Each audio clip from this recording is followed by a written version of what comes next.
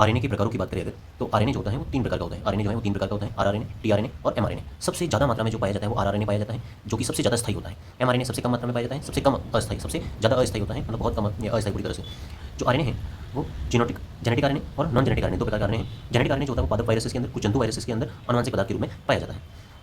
इनसे जो रोग होते हैं वो जैसे कि टोबैको मोज़ेक वायरस है, सिंगल स्टैंडर्ड आरएनए से, इन्फ्लुएंजा वायरस है, सिंगल स्टैंडर्ड आरएनए है, पोलियो वायरस है, वो भी सिंगल स्टैंडर्ड आरएनए है, जीवाणु भोजी जो है वो भी क्या है, सिंगल स्टैंडर्ड आरएनए है।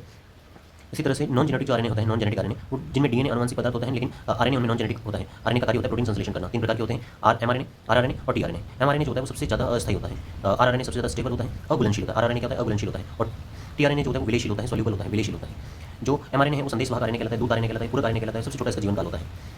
और एमआरएनए जो होता है वो प्रोटीन संश्लेषण के लिए टेम्पलेट की तरह कार्य करता है, टेम्पलेट की तरह क्या करता है, कार्य करता है। आरआरएनए जो होता है उसमें राइबोसोम उपस्थित होते हैं, सबसे लंबा जीवन काल होता है, सबसे ज़्यादा स्थायी होता है। प्रोटीन संश्लेषण के समय जो एमआरएनए को राइबोसोम की उप इकाइयों पर जोड़ने और मुक्त करने का कार्य करता है। प्रोटीन संश्लेषण के दौरान एमआरएनए को क्या करता है, ये राइबोसोम उप इकाइयों के साथ जोड़ने और उन्हें हटाने का कार्य करता है। इस आरएनए की जो टीआरएनए है, उस टीआरएनए के अंदर जो मॉडल है टीआरएनए का, क्लोवरलीफ मॉडल, वो जो है वो मेथी के पत्ते के आकार की संरचना होती है। रॉबर्ट खुली, खरगोविंद खुराना और निटनबर्ग ने ये जो संरचना है वो दी थी।